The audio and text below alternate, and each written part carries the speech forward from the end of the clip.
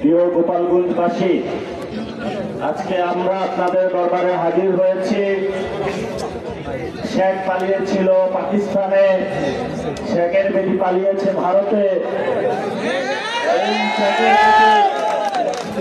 শুধু তাদের নিজস্ব পরিবারের মধ্যে থেকে বাংলাদেশকে ছাড়খাড় করার জন্য গোপালগঞ্জের ভাই বোনদের নাম ব্যবহার করেছে।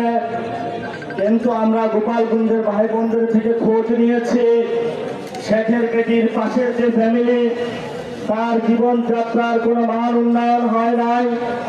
গোপালগঞ্জবাসীর বাংলাদেশে বিভিন্ন জায়গায় শুধু তাদের নাম ব্যবহার করা হয়েছে, কিন্তু বাস্তবিক ক্ষেত্রে বিভিন্ন জায়গায় গোপালগঞ্জবাসীও বঞ্চিত হয়েছে।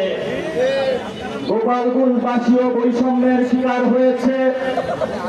আর যে বৈষম্যের শিকারটা হয়েছে সেটা হলো শেখের বেটি শেখ হাসিনার দ্বারা। শেখের বেটিকে আমরা ভারতে পাঠিয়ে দিয়েছি। গোপালগঞ্জবাসীর আর কোনো ভয় নাই। যারা গোপালগঞ্জের শেখ ফ্যামিলির দ্বারা নির্যাতিত হয়েছেন, নিপীড়িত হয়েছেন, গুমের শিকার হয়েছেন, আজকে আমরা আপনাদের দরজায় উপস্থিত হয়েছি। আমরা একটি নতুন বাংলাদেশ গঠনের জন্য জুলাই পদযাত্রার ডাক দিয়েছি। একটি নতুন বাংলাদেশ গঠনের জন্য আমরা একটি রাজনৈতিক দল গঠন করেছি। আমরা শেখের বেটি শেখ মুজিব ফ্যামিলির নামে বাংলাদেশে যে পরিবারতান্ত্রিক রাজনীতি হয়েছে, এই পরিবারতান্ত্রিক রাজনীতি থেকে বের হয়ে বাংলাদেশকে সত্যিকার অর্থে ভালোবেসে নতুন একটি বাংলাদেশ গঠনের অভিপ্রায়ে বাংলাদেশমুখী রাজনীতি করতে চাচ্ছি। আপনারা আমাদের সাথে থাকবেন। নির্যাতিত যারা হয়েছেন, নিপীড়িত যারা হয়েছেন, আমরা আপনাদের ইনশাআল্লাহ ভবিষ্যতে সাথে থাকার চেষ্টা করব। দ্বিতীয়ত যে বিষয়টি, বাংলাদেশের বর্তমান পরিস্থিতিতে বগুড়া এবং গোপালগঞ্জ দুইটি বড় বড় রাজনৈতিক ক্ষেত্রে বড় অবদানের ক্ষেত্রে যেমন তাদের রয়েছে, বৈষম্যের ক্ষেত্রেও তাদের নাম রয়েছে। দুইটি দল এই দুটি জেলাকে ব্যবহার করেছে। আমরা কোনো ব্যক্তির রাজনীতি করতে চাই না। আমরা বগুড়া রাজনীতিও করতে চাই না। আমরা ফেনীর রাজনীতি করতে চাই না। আমরা গোপালগঞ্জের রাজনীতি করতে চাই না। আমরা সত্যিকার অর্থে বাংলাদেশের রাজনীতি করতে চাই।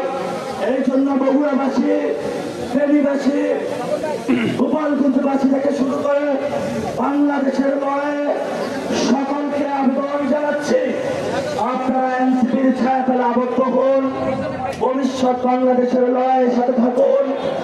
এই তরুণ যুবা যারা একত্রিত হয়েছে তাদের ঐক্যবদ্ধ লড়াইয়ে সাহসী প্রেরণা যোগদান করুন। 5 তারিখে যেভাবে আপনারা ঐক্যবদ্ধভাবে ছিলেন, ভবিষ্যতেও থাকবেন। এই আহ্বান শেষ করে আমি আমার বক্তব্য শেষ করছি। তবে সাথে যোগ করছি, আমাদের এখানে হামলা হয়েছে, পুলিশ নির্ভীক আকারে দাঁড়িয়েছিল। যখন হামলা করে আমাদের ভাইদেরকে মারা হয়েছে, তখন পুলিশ এসেছিল। এই ড্রামাগুলো আমরা হাসিনা আমলে দেখেছি, সে একই ড্রামা পুলিশ থেকে আমরা এখন দেখতে পাচ্ছি। আমরা ভবিষ্যৎ বাংলাদেশে পুলিশের এই ধরনের ড্রামা দেখতে চাই না। আপনারা যারা এখানে নির্যাতিত হয়েছেন, আমরা আপনাদের পাশে আছি।